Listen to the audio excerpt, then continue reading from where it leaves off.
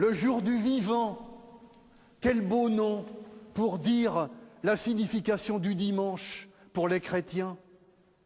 Chrétiens de cette paroisse, c'est une joie ce matin de nous savoir reliés à une foule de frères et de sœurs grâce à la télévision pour vivre cette Eucharistie vraiment rassemblée au nom du Père et du Fils et du Saint-Esprit. Que le Seigneur soit avec vous. En ce moment, dans la vie du monde, mais aussi parfois dans nos vies personnelles, les motifs d'inquiétude ne manquent pas.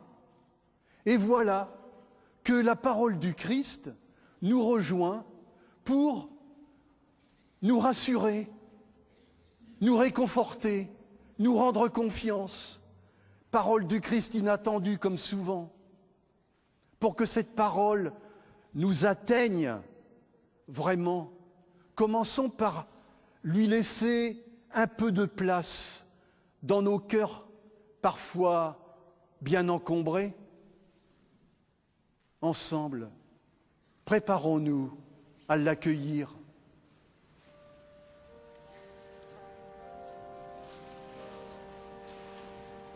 Prends pitié de nous, Seigneur, prends pitié de nous. Prends pitié de nous, Seigneur, prends pitié de nous. Prends pitié de nous, Seigneur, prends pitié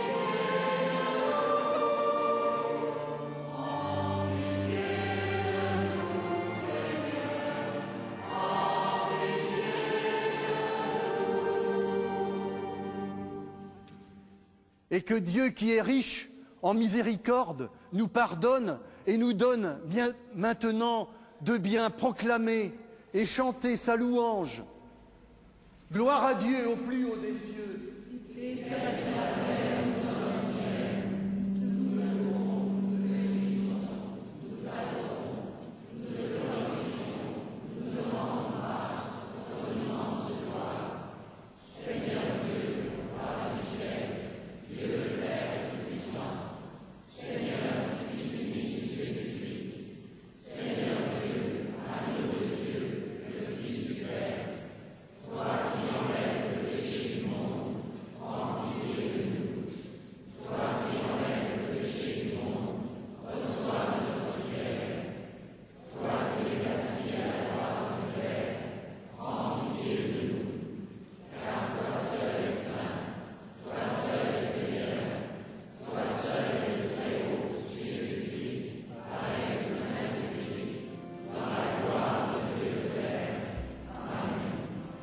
Gloire à toi, Dieu qui nous aime, gloire à toi, Dieu de la vie, gloire à toi,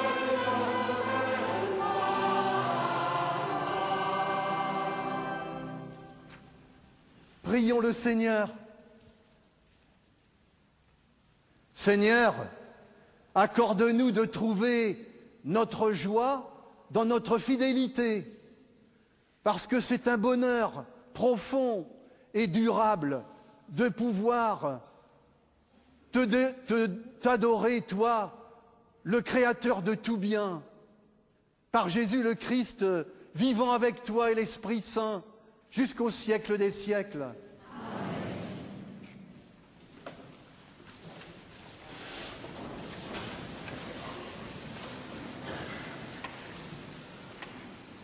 Lecture du livre de Malachie. Voici que vient le jour du Seigneur, brûlant comme une fournaise. Tous les arrogants, tous ceux qui commettent l'impiété, seront de la paille. Le jour qui vient les consumera, déclare le Seigneur de l'univers. Il ne leur laissera ni racines, ni branches. Mais pour vous qui craignez mon nom, le soleil de justice se lèvera. Il apportera la guérison dans son rayonnement.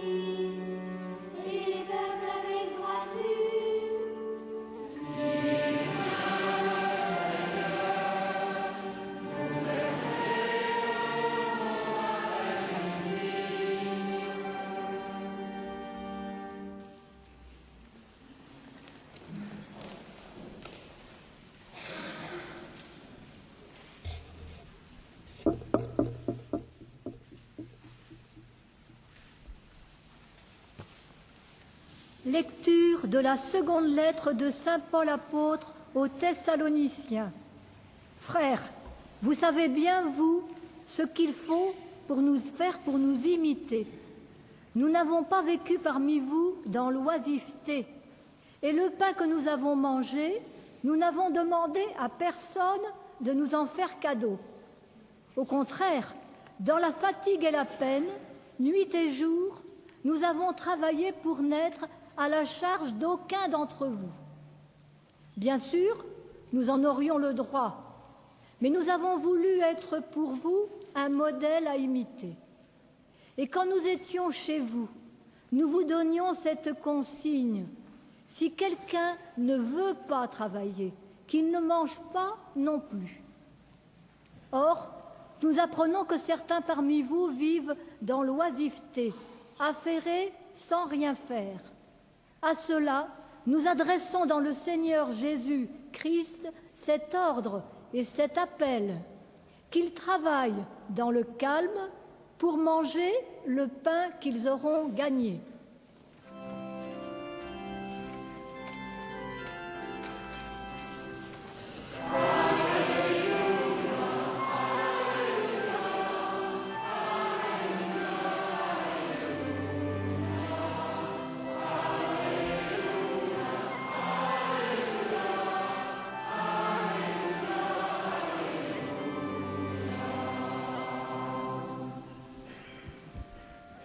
Redressez-vous, levez la tête, car votre rédemption approche.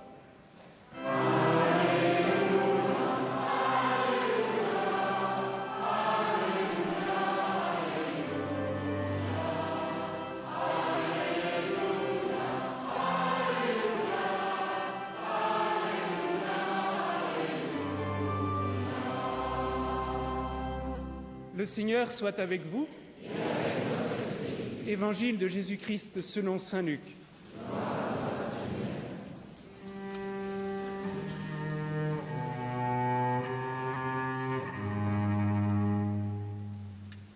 Certains disciples de Jésus parlaient du temple, admirant la beauté des pierres et les dons des fidèles. Jésus leur dit: « Ce que vous contemplez, des jours viendront où il ne restera pas pierre sur pierre, tout sera détruit. »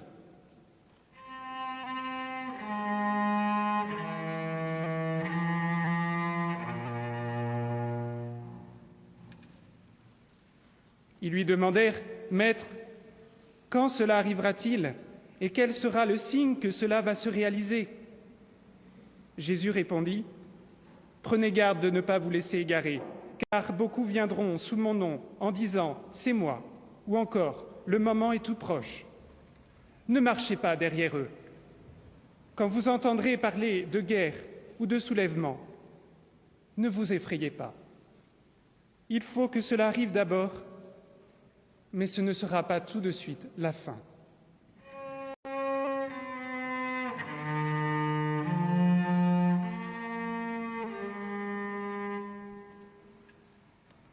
Alors, Jésus ajouta: « On se dressera, nation contre nation, royaume contre royaume. Il y aura de grands tremblements de terre, et çà et là, des épidémies de peste et des famines, des faits terrifiants surviendront, et de grands signes dans le ciel.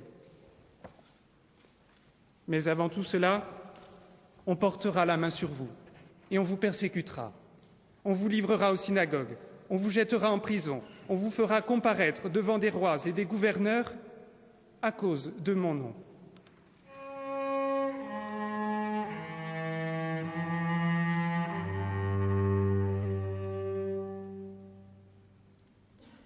Ce sera pour vous l'occasion de rendre témoignage. Mettez-vous dans la tête que vous n'avez pas à vous soucier de votre défense. Moi-même, je vous inspirerai un langage et une sagesse à laquelle tous vos adversaires ne pourront opposer ni résistance ni contradiction. Vous serez livrés, même par vos parents, vos frères, votre famille et vos amis. Ils feront mettre à mort certains d'entre vous. Vous serez détestés de tous à cause de mon nom. Mais pas un cheveu de votre tête ne sera perdu. »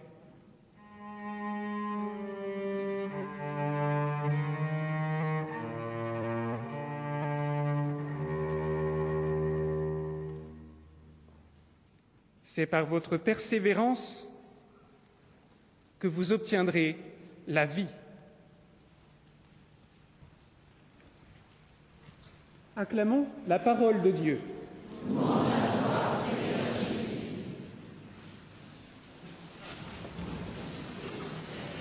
C'est le père Jean Corbineau, prêtre du diocèse de Nantes, qui prononce l'homélie. Quel texte curieux, n'est-ce pas? Un peu difficile à comprendre et c'est susceptible de toutes les interprétations et on ne s'en est pas privé. Raison de plus pour y voir clair. Essayons. Tout d'abord, vous dire que Jésus a prononcé ces paroles, sans doute intentionnellement dramatiques, à la manière des prophètes de l'Ancien Testament, pour solliciter l'attention de ceux qui l'écoutaient et pour les provoquer à entendre un message important. Quel message? Eh bien, j'ai retenu deux thèmes très présents dans cet évangile, la destruction du temple et les événements dramatiques.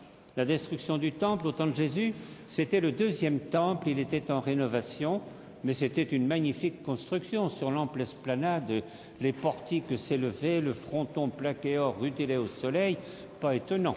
La réflexion des disciples admirant cette magnifique construction qui était d'ailleurs le symbole de la présence de Dieu au milieu de son peuple. Ce que vous voyez là, dit Jésus, tes jours viendront où il n'en restera pas pierre sur pierre. Jésus voyait venir en effet l'insurrection maladroite de groupes extrémistes et la possible riposte très grave des Romains. En effet, en l'an 70, le temple sera détruit. Alors vous imaginez quand même l'effroi des disciples à l'annonce prématurée de cette catastrophe. Mais le vrai message de l'Évangile, il n'est pas dans l'effroi des disciples, il est dans l'attitude de Jésus, dans sa réaction, elle est étonnante. Il ne partage pas l'effroi des disciples, il n'est pas impressionné, lui, par les immenses constructions. Et il l'a dit, de tout son enseignement, le plus important, ce ne sont pas les bâtiments de pierre, mais c'est la foi de ceux qui s'y rassemblent.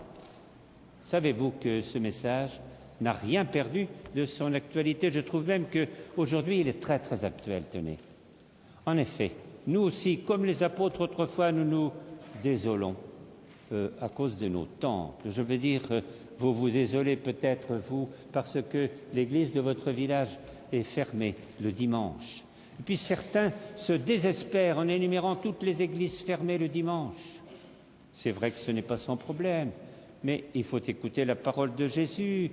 L'essentiel, ce ne sont pas les bâtiments de pierre, mais c'est la foi de ceux qui s'y rassemblent. Eh bien, mes amis, la foi de ceux qui se rassemblaient dans votre église, dans le village, n'est pas morte.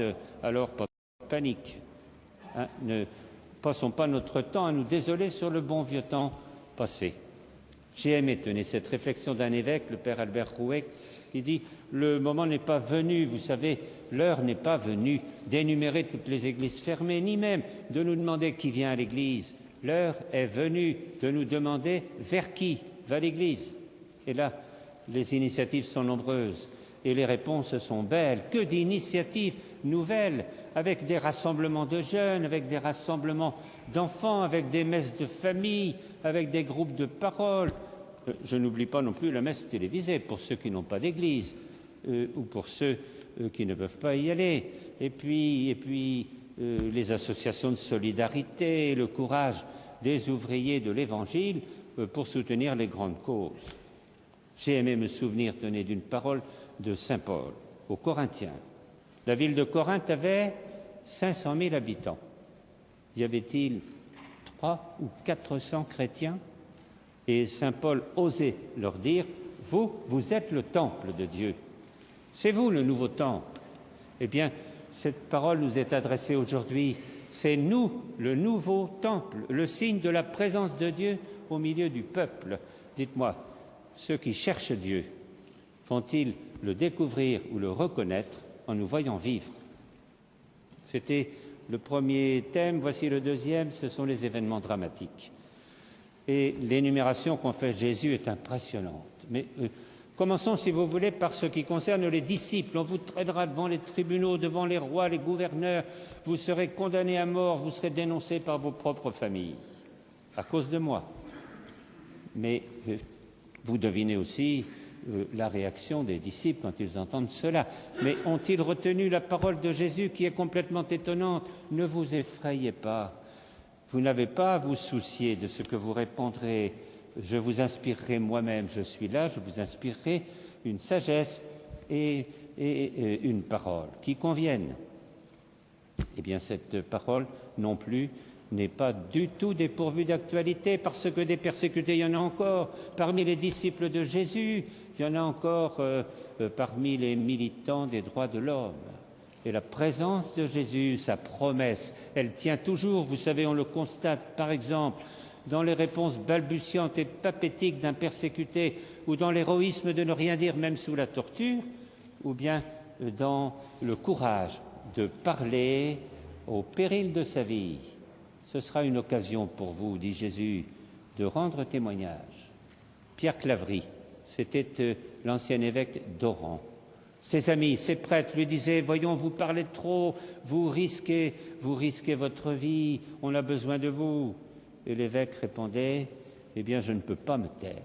Ça lui a coûté la vie. » Une manière pour lui de rendre témoignage.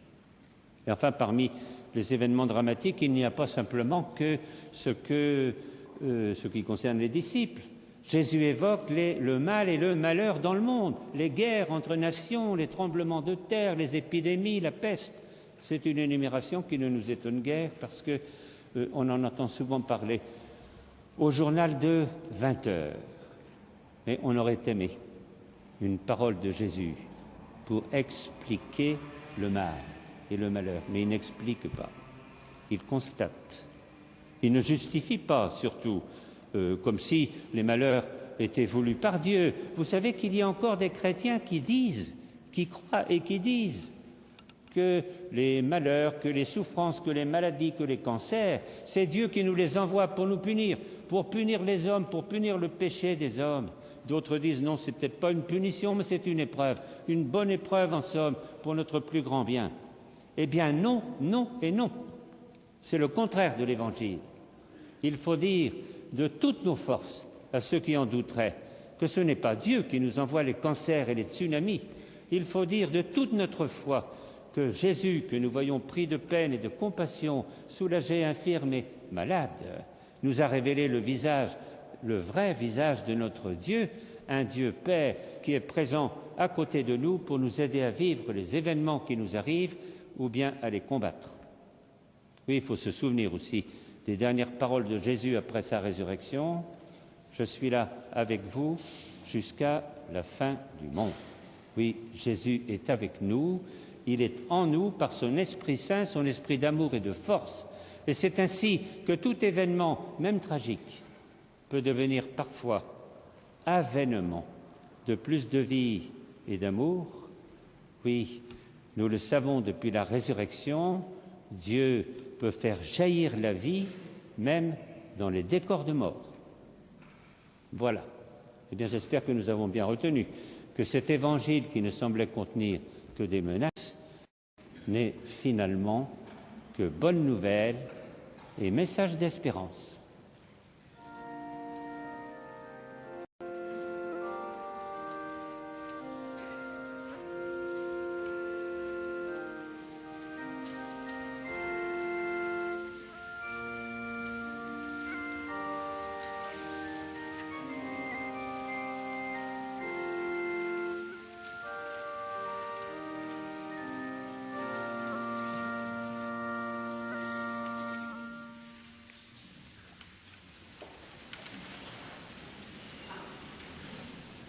Je crois en Dieu, le Père Tout-Puissant, Créateur du ciel et de la terre, et en Jésus-Christ, son Fils unique, notre Seigneur, qui a été conçu du Saint-Esprit, est né de la Vierge Marie, a souffert sous Ponce Pilate, a été crucifié, est mort et a été enseveli, est descendu aux enfers, le troisième jour est ressuscité des morts, est monté aux cieux, est assis à la droite de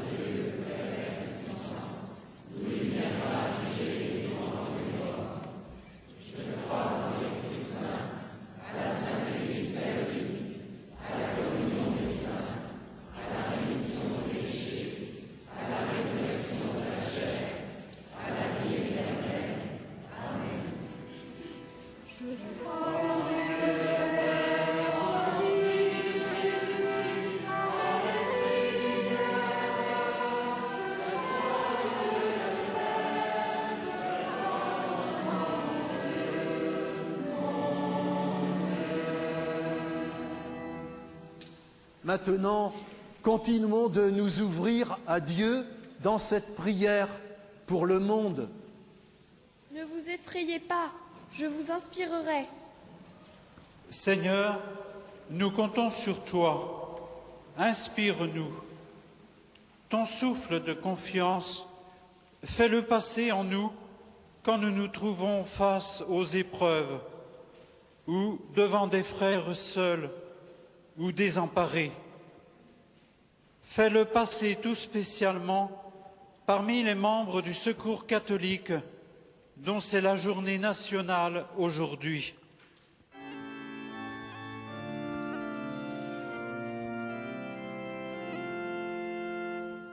Je vous inspirerai un langage et une sagesse. Seigneur, apprends-nous, apprends à ton Église ce langage qui parle aux hommes d'aujourd'hui, à toutes les familles, aux grands comme aux petits, langage en paroles, mais aussi en gestes et en actions.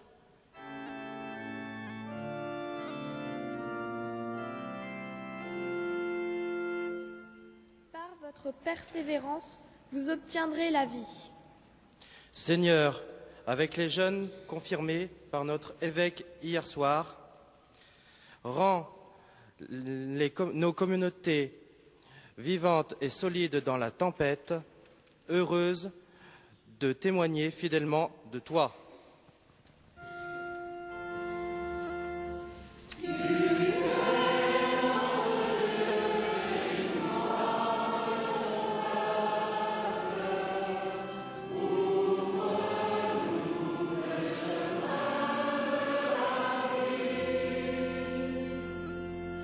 Seigneur, ouvre-nous le chemin de la vie par Jésus le Christ, notre Seigneur.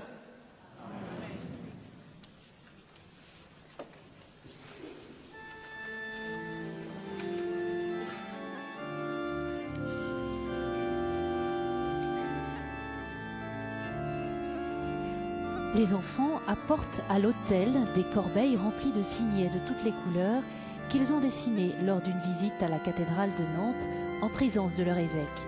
Une visite qui est devenue pour eux source d'inspiration pour illustrer le texte d'évangile d'aujourd'hui. Ce que vous contemplez là, dit Jésus, les jours viendront où il n'en restera pas pierre sur pierre, tout sera détruit.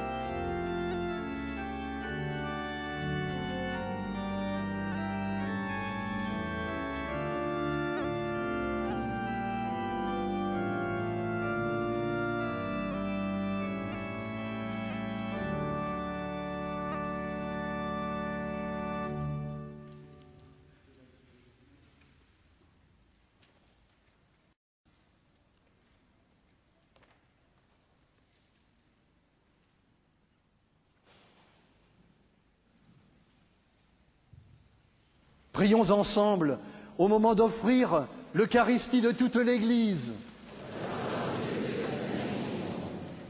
Permets, Seigneur, que cette offrande placée sous ton regard nous obtienne cette grâce de vivre pour toi et nous donne cette éternité par Jésus le Christ, notre Seigneur. Le Seigneur soit avec vous. Élevons notre cœur. Rendons grâce au Seigneur notre Dieu. Oui, Père très bon, c'est une fête pour nous. Notre cœur est plein de reconnaissance. Avec Jésus, nous te chantons notre joie.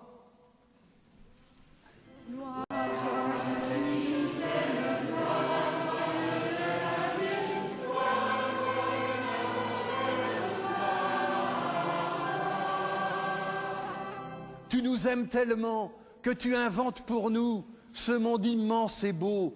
Tu nous aimes tellement que tu nous donnes ton Fils Jésus pour nous unir à toi. Tu nous aimes tellement que tu nous rassembles en lui comme les enfants d'une même famille.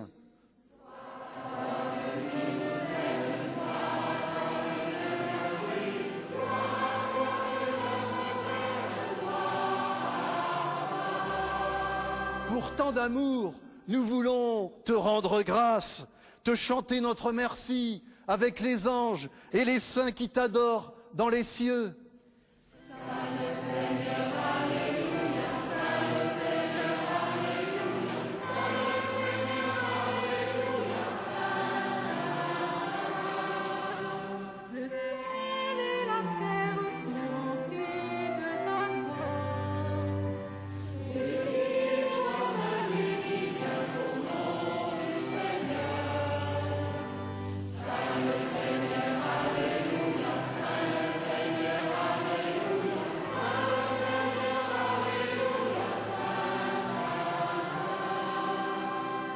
Oui, béni soit Jésus, ton envoyé, l'ami des petits, des pauvres.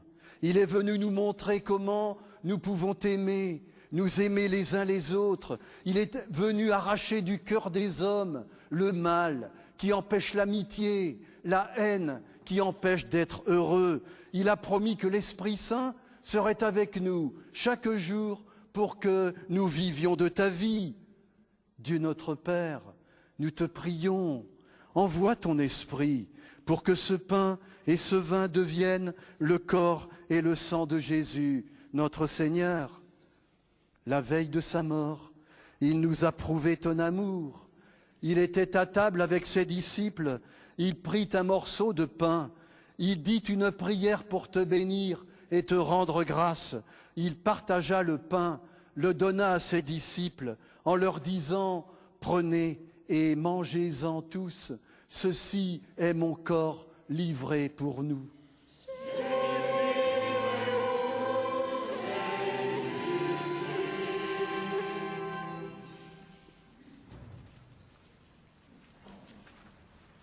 Il prit ensuite une coupe de vin, il dit encore une prière pour te rendre grâce. Il fit passer la coupe à chacun en leur disant « Prenez et buvez-en tous, car ceci est la coupe de mon sang, le sang d'une alliance nouvelle et éternelle, qui sera versé pour vous et pour la multitude en rémission des péchés. »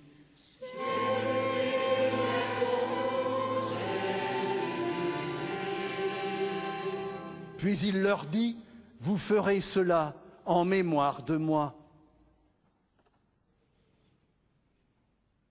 Nous rappelons ici, Père très bon, la mort et la résurrection de Jésus, le Sauveur du monde. Il s'est donné lui-même entre nos mains pour être maintenant notre offrande et nous attirer vers toi.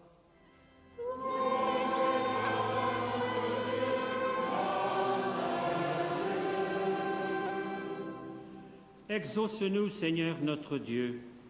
Donne ton esprit d'amour à ceux qui partagent ce repas, qu'ils soient de plus en plus unis dans ton Église, avec le pape Benoît, avec l'évêque de Nantes, Georges, les autres évêques et tous ceux qui travaillent pour ton peuple.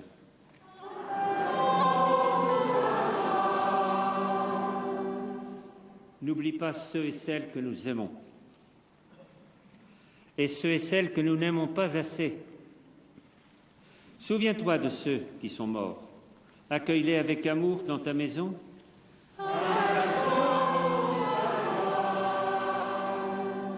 Et puis rassemble-nous un jour près de toi, avec la Vierge Marie, la Mère du Christ et notre Mère, pour la grande fête du ciel dans ton royaume. Alors tous les amis de Jésus le Christ, notre Seigneur, pourront te chanter sans fin.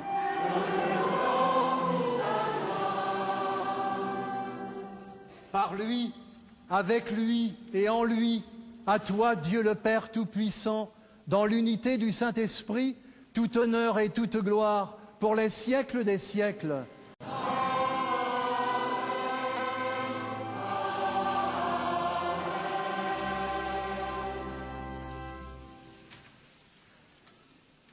Unis dans le même esprit, nous pouvons dire avec confiance la prière que nous avons reçue du Sauveur. Notre Père qui es aux cieux,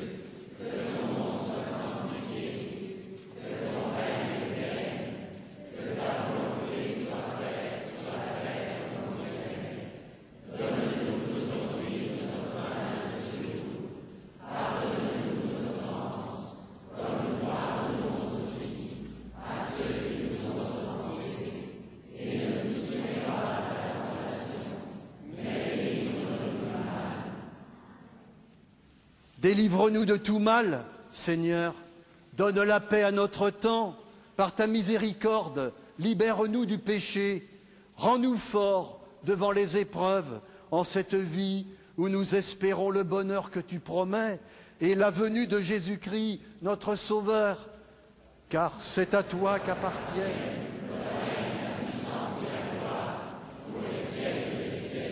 Seigneur Jésus, tu as dit à tes apôtres, je vous laisse la paix, je vous donne ma paix.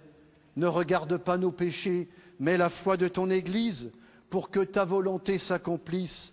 Donne-lui toujours cette paix. Conduis-la vers l'unité parfaite, toi qui règnes pour les siècles des siècles. Amen.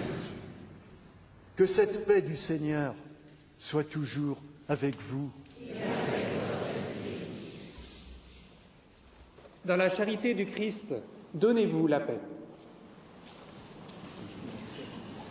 Que la paix du Seigneur soit toujours avec vous. C'est notre vœu le plus cher à nous tous, un vœu que nous vous transmettons à vous qui nous regardez en direct.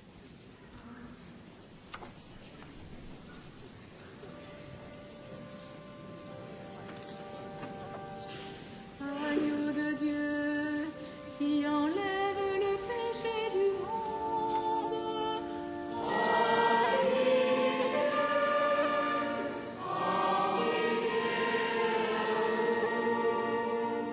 Agneau de Dieu qui enlève le péché du monde.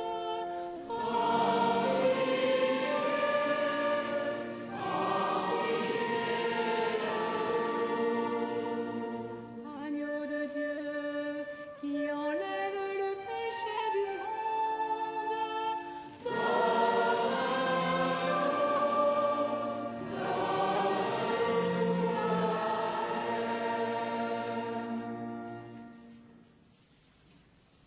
Heureux les invités au repas du Seigneur. Voici l'agneau de Dieu qui enlève le péché du monde. Seigneur,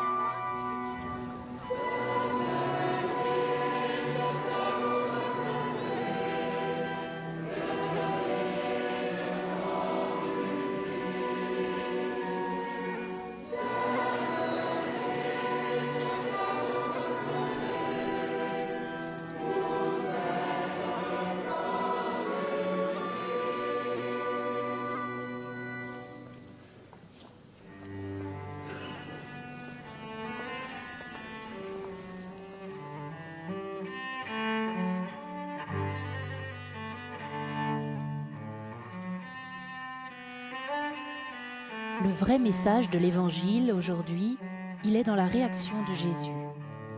L'essentiel pour lui, il n'a cessé de le dire, ce ne sont pas les bâtiments de pierre, c'est la foi de ceux qui s'y rassemblent.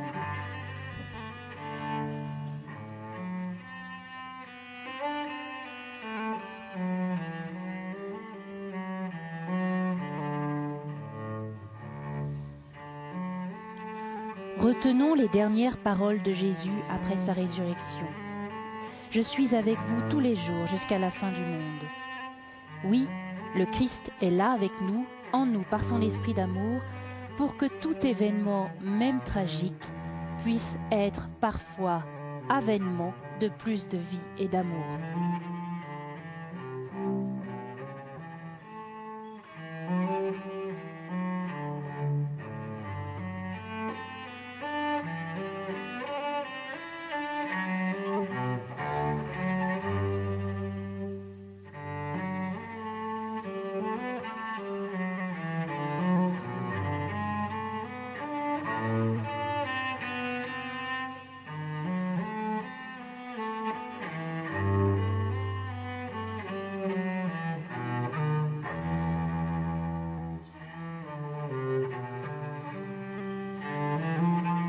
Depuis la résurrection, nous savons que Dieu peut faire surgir la vie, même dans les décors de mort.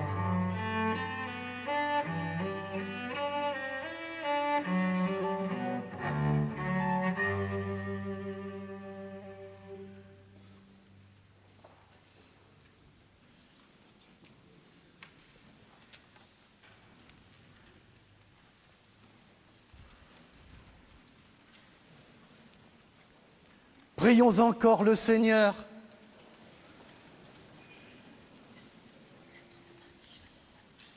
Seigneur, nous venons de communier à ce don unique du corps et du sang de ton Fils, et nous te prions que cette Eucharistie, offerte en mémoire de lui comme il nous a dit de le faire, fasse progresser en nous l'amour, à la manière de Jésus le Christ, le vivant avec toi et l'Esprit Saint jusqu'au siècle des siècles. Le Seigneur soit avec vous. Que Dieu Tout-Puissant vous bénisse, lui, le Père, le Fils et le Saint-Esprit. Les enfants, nous allons aller sur le parvis avec les signets que vous avez préparés pour tous. Natacha, viens.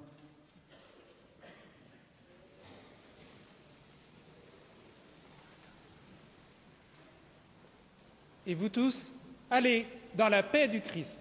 Nous rendons grâce à Dieu.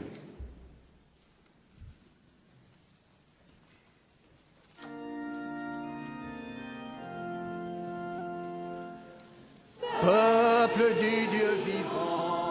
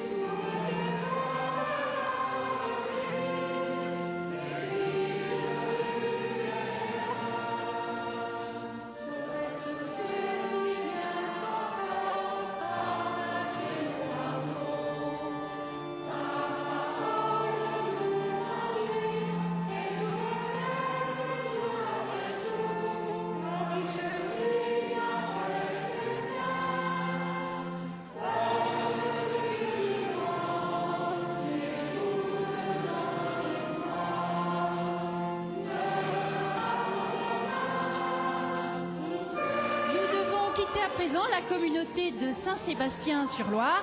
La semaine prochaine, la messe aura lieu dans le sud, à Vénasque, à l'Institut Notre-Dame de Vie, dans le Vaucluse. Mais restez encore avec nous tout de suite la minute, suivie du magazine de la rédaction C'est aussi de l'info, avec comme invité le père Émile Choufani, curé de Nazareth. Et je vous souhaite à tous un très très bon dimanche.